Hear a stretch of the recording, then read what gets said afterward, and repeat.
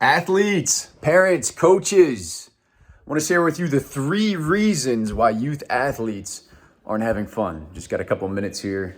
Gonna let my beautiful dogs out. Look at him sleeping. He's laying in there. We always leave the crate open. He feels safe in there. And this little boy's just a puppy. But anyways, youth athletes struggle today. A lot of athletes play sports. I don't want to say because they're forced to, but they get into a sport and they don't enjoy it and they don't have fun. Or they play it for a couple of years and the parents spend a lot of money on the sport and they end up getting burnt out. I just got off a call with one of my clients in San Diego who runs a organization with hundreds of athletes. And we were talking about this very topic. And I made a post on my Facebook page. I thought it was perfect to share with you awesome people on YouTube. So, this is your first time tuning into the channel. What's going on, everybody? I'm Sam Nott from Harrisburg, Pennsylvania. I help athletes on the inner game so they can master the outer game. If that's you, please hit that thumbs up button, subscribe to the channel. But as we get into today's content, 3 reasons why youth athletes aren't having fun. Number 1, coaches. I told the story about my college coach, my senior year in college. The very last home series we had, I show up to the field and he asked me, what am I doing after I graduate? What am I doing next? What is my job going to be? What's my next profession going to be? He had no clue what I was majoring in. He had no clue what I was interested in. And he could never figure out ways to help myself or the team. And I wanted to point fingers and point the blame years after I graduated college and say, oh man, he should have been a better coach. He should have did this better.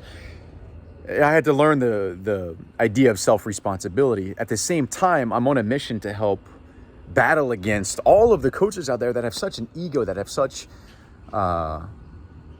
this idea that they have all the answers, and more specifically that they're worried about the way they look. They're worried about the way they feel. And I understand everybody is going through their own problems. Everybody's having their own issues.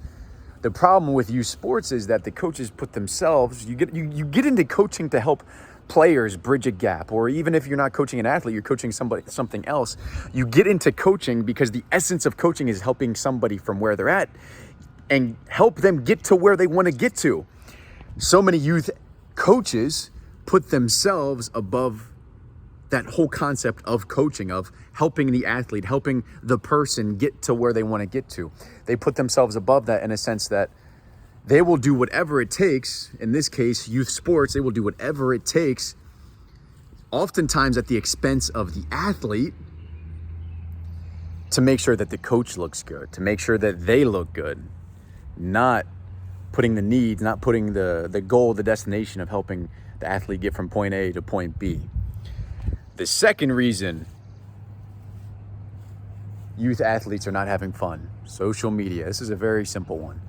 Oftentimes they get stuck into this comparison game. And, the idea, the development phase, whether you're a parent, whether you're a coach, whether you understand human psychology, there is a phase where we become very social. We become very socialized creatures. Oftentimes it's early teens through our teenage years. Often it's like the middle school, high school years. We're just starting to get out. We're starting to socialize with more than just our immediate family. And we oftentimes become so influenced. The social media age, we aren't the first generation, or, the kids that are on social media today. This isn't the first generation that's been struggling with this idea of comparison. Before social media, before the internet, people were comparing themselves to others. It's just so prevalent today where you can literally scroll through 100 posts in 10 minutes and see 15 different posts, and you compare yourself to that person or people or teams, and athletes become overstimulated by all of this.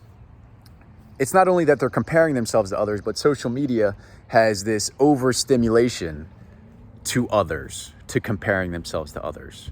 The third reason youth athletes are no longer having fun or aren't having fun right now is this idea that the parents are trying to mold the athlete into what they want them to be.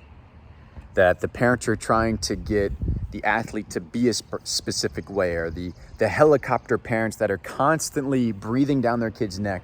And they think if they just pay for all of these lessons and camps and instructional teams and private teams and club teams, that number one, they think the athlete's going to love it. And then number two, they think that their kid's going to be this superstar. And if the kid does one little thing wrong and the parents say, oh man, I paid all this money, I better go correct it. I better go make sure they're doing it right. Instead of, part of the development phase is, hey man, they got to mess up. They got to learn how to fail.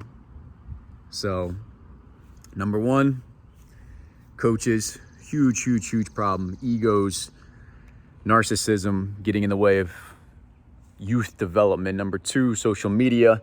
We could expand on all these topics for a long period of time. And then number three, parents. Step back for a second. Let them fail. That's how they're going to grow. So appreciate you guys. If you found value in this video, please hit that thumbs up button, subscribe to the channel, and put down in the comments what you guys want me to talk about next. So appreciate you. See you on the next one.